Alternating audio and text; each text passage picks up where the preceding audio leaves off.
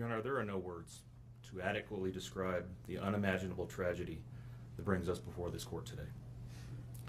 By my comments, I'm not even going to try to express the horror, the pain, or the suffering that the defendant has caused to these families, to this community, and to all who were a part of this investigation. However, I do want to spend a few minutes sharing with the court the details of the crime, as so far you've only had an opportunity to review the affidavit and a few facts here and there that have been offered to the court in the motions and pleadings that have been filed. The questions that have screamed out to anyone who will listen since August 13th of 2018 are why and how. Why did this have to happen?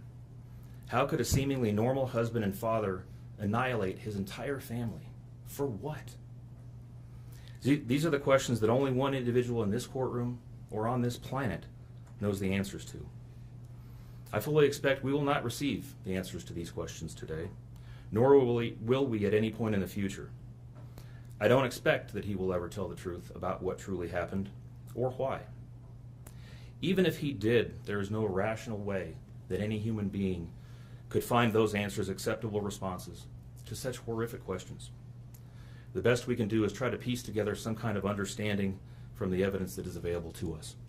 And the evidence tells us this: the defendant coldly and deliberately ended 4 lives, not in a fit of rage, not by way of accident, but in a calculated and sickening manner. Shanann was 34 years old. She had married the defendant in November of 2012. Over the weekend leading up to August 13th, she had been at a work conference in Phoenix, Arizona, and returned home in the early morning hours of August 13th. We know that she got home about 1:45 in the morning. The doorbell camera on their home shows her arriving back home from the airport. Shortly thereafter, at least according to the defendant, they had what he referred to as an emotional conversation about the state of their marriage and about what their lives would look like going forward. What was said during that emotional conversation, only he knows. What we do know is that shortly after that, the defendant strangled her to death with his own hands. We know that he slowly took her life the morning of August 13th. We know that this was not done in an uncontrolled, vengeful manner that he tried to describe to agents from CBI and the FBI. If that were the case, you would expect to see vicious, horrible bruising about her neck, shoulders, and face. You would expect to see the hyoid bone in her neck broken. You would expect to see some kind of defensive wounds on his body as she struggled and fought for her own life. None of those are present. The only injuries that were on Shanann's body were one set of finger or bruising, what appeared to be fingernail or finger mark bruising to the right side of her neck. We know that our experts will tell us that it takes 2 to 4 minutes to strangle someone to death manually with their own hands. The horror that she felt as the man that she loved wrapped his hands around her throat and choked the life out of her must have been unimaginable.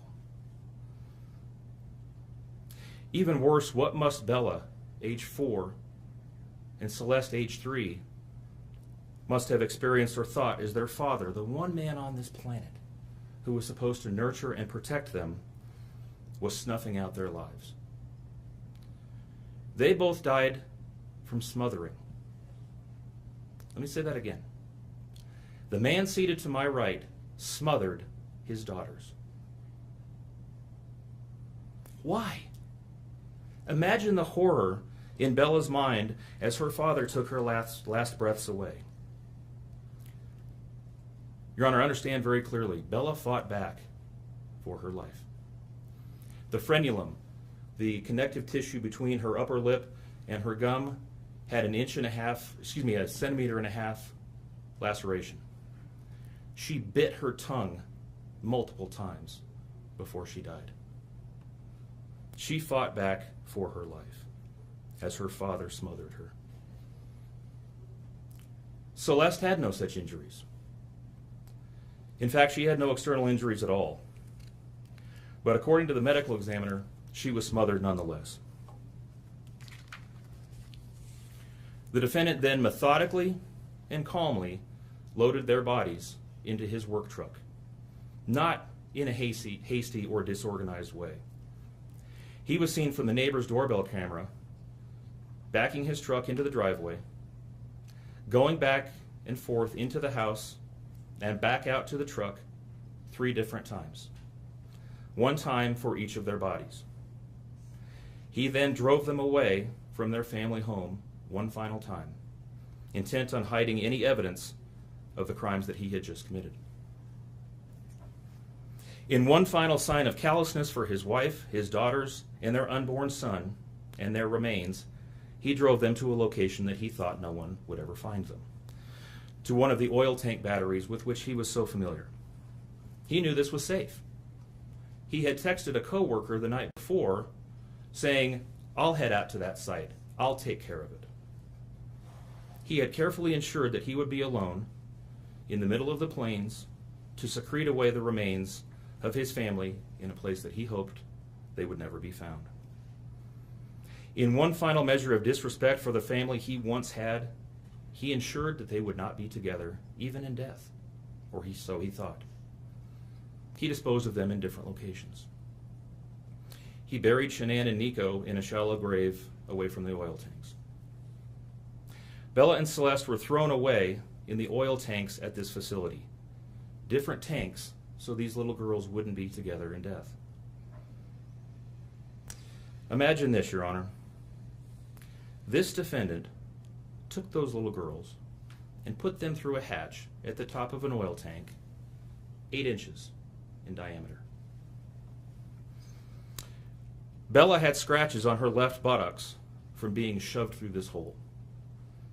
A tuft of blonde hair was found on the edge of one of these hatches. The defendant told investigators that Bella's tank seemed emptier than CC's because of the sound that the splashes made. These were his daughters. Significantly, when his co-workers arrived at the tank battery later that morning, to a person, they all described him as acting completely normally. It was a normal workday, even while his daughters sank in the oil and water not far away from him. And then his efforts at deception truly began. We've all seen the emotionless interviews that the defendant gives to the local media, asking for help in locating his family. We watched as he claimed that the house was empty without them, and that he hoped that they were somewhere safe, and that he just wanted them to come home. He told investigators that they were at home sleeping when he left for work that morning, and that Shanann had told him that she was taking the girls to a friend's house for the day. What is striking about this case, Your Honor, beyond the horrors that I've already described to you, is the number of collateral victims that he created by his actions. While he stood in front of TV cameras asking for the safe return of his family, scores of law enforcement officers, neighbors, friends, and family scoured the area, fretted for their safe return. They texted him begging for any information and sending him their best wishes, all the while he hid what he had done. The list of indirect victims does not end there. Think of the firefighters and the Colorado State Patrol hazmat experts who had to don protective suits and who were called upon to pull Bella and Celeste out of those oil tanks. Or the coroner employees who had to conduct these autopsies. Or the victim assistants who frantically attempted to ease the suffering of those affected. All of this, Your Honor, for what? Why? Why did this have to happen? His motive was simple, Your Honor. He had a desire for a fresh start, to begin a relationship with a new love that overpowered all decency and feelings for his wife, his daughters, and unborn son. While Shanann texted the defendant over and over again in the days and weeks leading up to her death, attempting to save her marriage, the defendant secreted pictures of his girlfriend into his phone and texted her at all hours of the night. While Shanann sent the defendant self-help and relationship counseling books, one of which, ironically enough, was thrown in the garbage.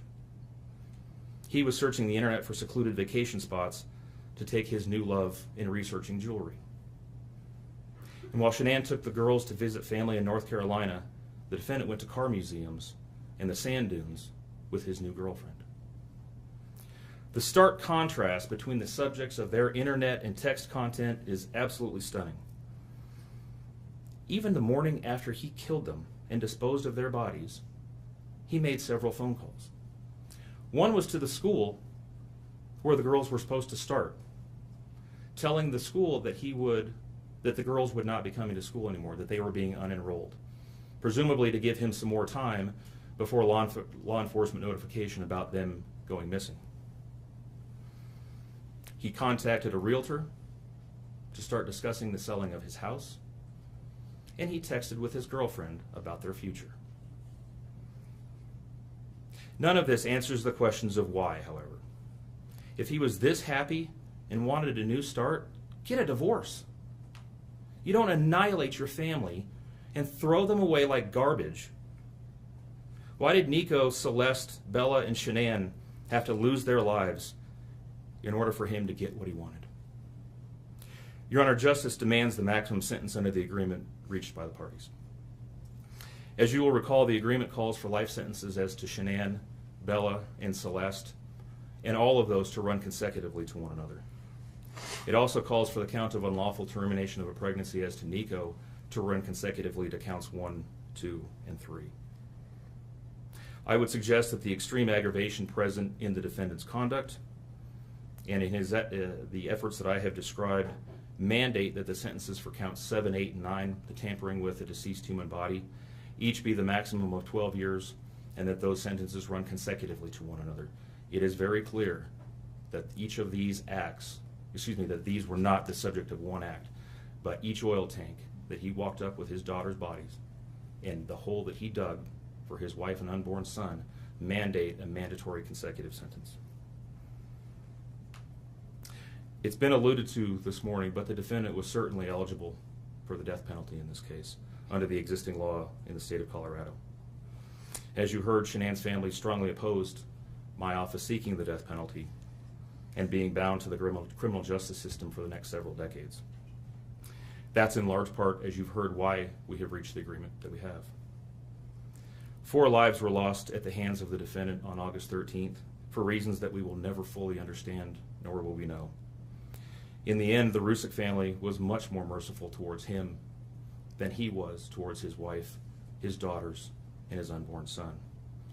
Prison for the remainder of his life is exactly where he belongs for murdering his entire family.